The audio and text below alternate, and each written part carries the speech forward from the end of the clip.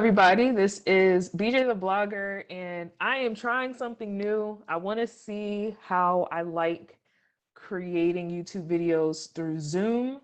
I'm curious to see if this feels a little bit better on my end. So this is going to be like, what do we call it inside of pilots? This is going to be my pilot episode.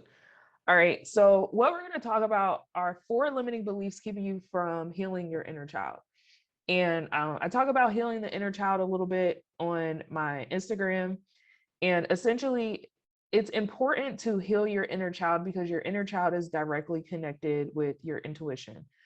Your inner child speaks for your soul, it speaks for your passions and things in your life that you truly and authentically make you you. So I want you guys to understand that you're going to have some limiting beliefs inside of your head that's going to keep you from healing your inner child. And these are beliefs that, are they can be projected onto you. They could have been absorbed in terms of like conversations that you've had with other people, conversations that you've overheard from entertainment, other people's conversations, etc. But these limiting beliefs are recycled thoughts that go through your brain that stop you from progressing.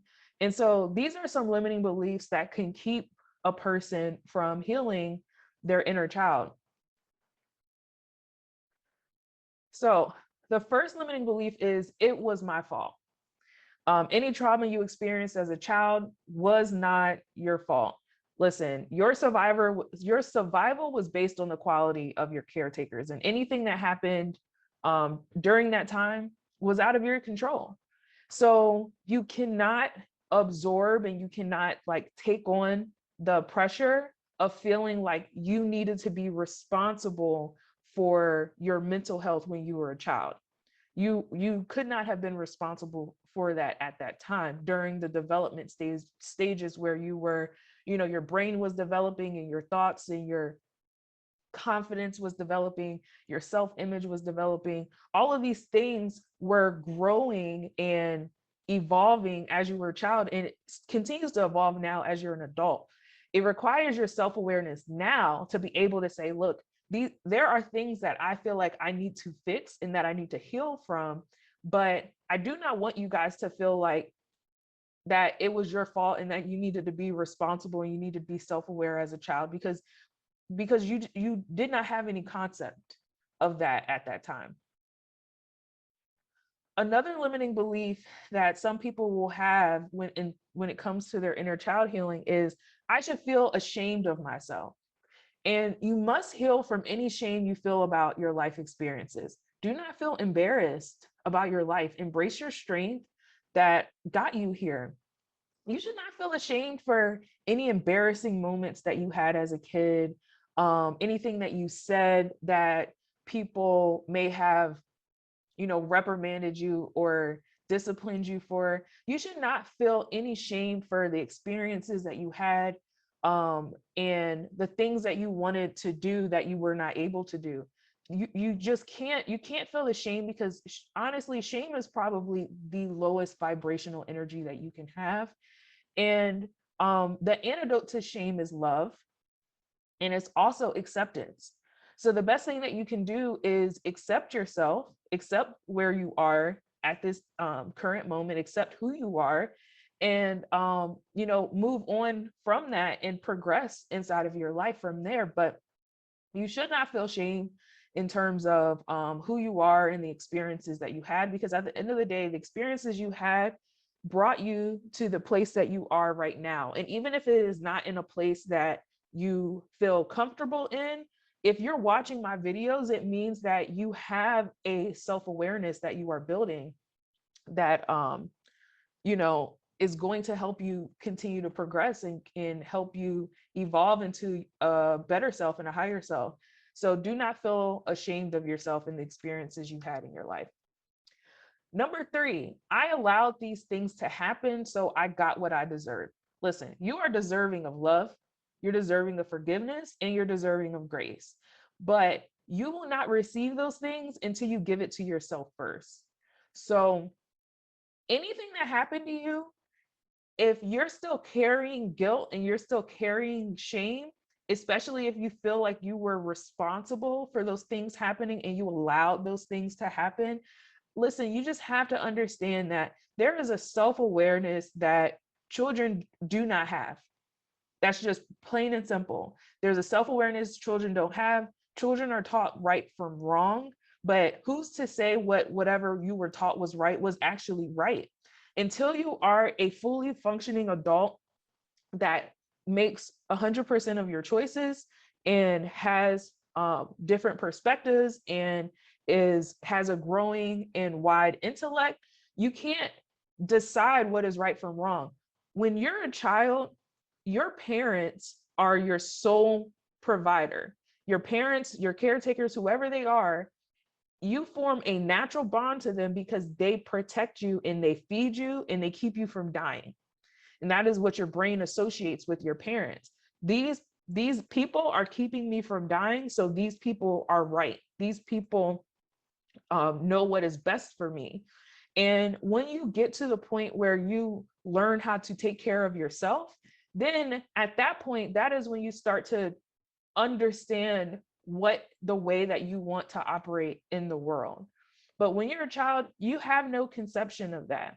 So whether or not something happened to you and you watched it happen or you didn't fight it, that does not mean that you should be held responsible for it and you should carry shame from it.